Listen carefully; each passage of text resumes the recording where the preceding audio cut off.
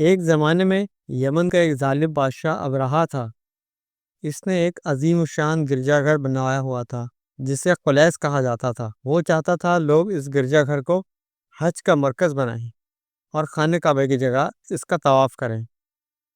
جب ابرہا نے دیکھا عرب کے لوگ اب بھی کعبے کی زیارت کو جاتے ہیں تو اس کے غرور کو سخت چوٹ پہنچی۔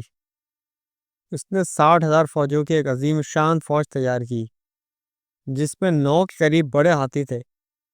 سب سے بڑا ہاتھی جس کا نام محمود تھا، اس پر ابرہا خود سوار ہوا۔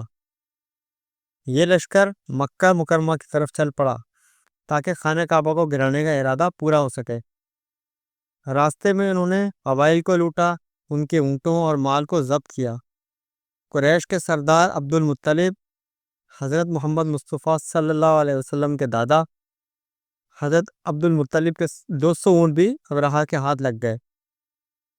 جب ابرہا مکہ کے قریب پہنچا تو عبد المطلب اس سے ملنے آئے۔ ابرہا نے پوچھا، تم اپنے گھر یعنی خانہ کعبہ کی حفاظت کے لیے نہیں آئے؟ عبد المطلب نے جواب دیا، میں اونٹوں کا مالک ہوں، جو 200 اونٹ تم نے میرے ضبط کیے ہیں، میں صرف ان کی حفاظت کا ذمہ دار ہوں۔ خانہ کعبہ اللہ کا گھر ہے، اس کی حفاظت خود اللہ نے اپنے ذمہ لی ہے۔ ابرہا نے ان کی بات کو سیریسلی نہیں لیا۔ صبح ہوتے ہی ابرہا نے کعبے پر حملے کا ارادہ کیا اور ہاتھیوں کو کعبے پر حملے کا حکم دیا۔ لیکن عجیب بات یہ ہوئی کہ ہاتھی زمین پر بیٹھ گئے اور آگے بڑھنے سے انکار کر دیا۔ جب انہیں دوسری سمت ہانکا گیا تو وہ فوراً اٹھ کھڑے ہوئے، یعنی خانہ کعبہ سے مخالف سمت میں ان کو ہانکا گیا تو وہ فوراً اٹھ کھڑے ہوئے۔ اسی وقت اللہ نے ابابیل کے جھنڈ بھیجے۔ ہر پرندے کے منہ میں سخت پتھر تھے۔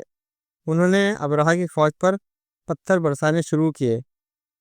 یہ پتھر جس کسی کو لگتا اس کا بدن گلنا شروع ہو جاتا۔ کچھ لوگ مر گئے تو ان کے جسم سے گوشت گرنے لگا، کچھ زندہ بچ گئے تو ان کی ہڈیاں نظر آنے لگیں۔ ابرہا خود زخمی ہو کر بھاگا، لیکن راستے میں ہی اس کے جسم کے ٹکڑے ٹکڑے ہو گئے۔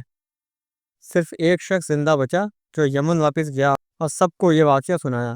اس طرح اللہ نے اپنے گھر کی حفاظت فرمائی اور ظالموں کو عبرتناک انجام سے دوچار کیا۔ قرآن کے اندر سورہ فیل میں اللہ تعالیٰ فرماتا ہے، کیا تم نے نہیں دیکھا تمہارے رب نے ہاتھی والوں کے ساتھ کیا کیا؟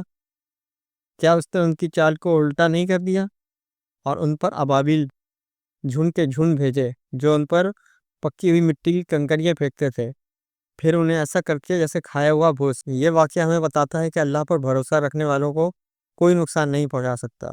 آپ کو یہ ویڈیو پسند آئی ہو تو چینل کو لائک اور شیئر اور سبسکرائب ضرور کیجیے گا۔